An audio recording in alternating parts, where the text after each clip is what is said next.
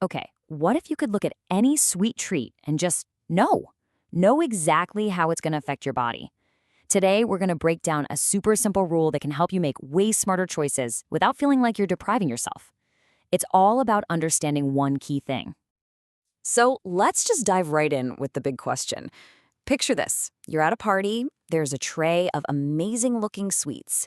Is it actually possible to just look at them and get a pretty good guess of how your body's going to react?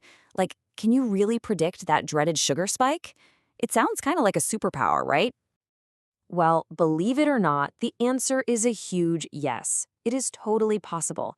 And the secret? It isn't some complicated scientific formula. It's actually a really simple observation that, honestly, anyone can make. And that simple observation is the whole secret. We're going to call it the main ingredient rule. And trust me, it's a game changer. Okay, here it is. The rule is just this. You have to look past the fact that it's sweet and figure out, what is this thing mostly made of? If the answer is something with a good amount of protein, fat, or fiber, then your blood sugar spike is probably going to be pretty low and gentle. But if the main ingredient is just sugar itself, then yeah, you're going to want to brace for a big spike. All right, let's put this rule to the test. Case file number 1, Tilke Ladu. Now, its main ingredient is often milk, which, as you know, is full of protein and fat. Those two things act like brakes on how fast the sugar gets into your system. And the result? A nice low sugar spike. Next up, let's look at Besan ke Ladu. This one's made from besan, or chickpea flour. And what's chickpea flour packed with? You guessed it, protein and fiber. So the rule holds up again. We're looking at another low sugar spike. See the pattern? And the pattern just keeps going. Check out sandish, a dessert made from paneer.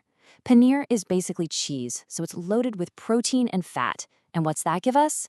A satisfyingly low sugar spike.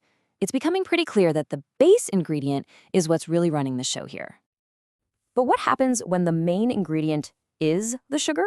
Well, let's look at Rev D. It's basically a hard candy made from jaggery.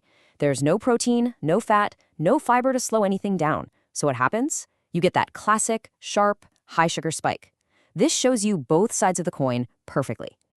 So, we know different sweets cause different spikes. But why should you even care? What's the big deal? Let's get into the real-world difference between what we could call a good spike and a bad one. I mean, you might be thinking, come on, sugar is sugar, right? Well, not really. The way your blood sugar goes up and then comes back down has a massive impact on your energy, your hunger, and, believe it or not, your long-term health. And you can just see the difference right here. A low spike, that's like a smooth rolling hill. You get stable, consistent energy. But a high spike, that's a roller coaster. You get this crazy rush of energy, but it's followed by a huge crash that leaves you feeling totally drained, and here's the kicker, craving even more sugar. This is what we're aiming for. This beautiful, gentle curve. This means your body is getting a nice, steady supply of fuel. It's not getting overwhelmed. It's what keeps you feeling balanced and in control. And this is the danger zone. That crazy sharp peak is your body flooding with insulin to deal with all the sugar. And that super steep crash that comes right after, that's what sets off alarm bells in your brain that basically scream, "Hey, we need more energy right now." And look, over time, these repeated high spikes aren't just about feeling tired or craving snacks.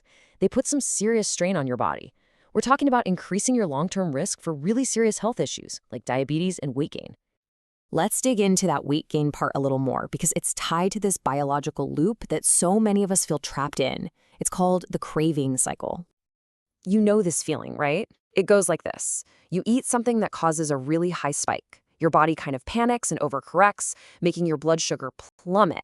That crash makes your body think it's in an energy crisis, and that triggers these intense cravings for a quick fix, which is usually more sugar.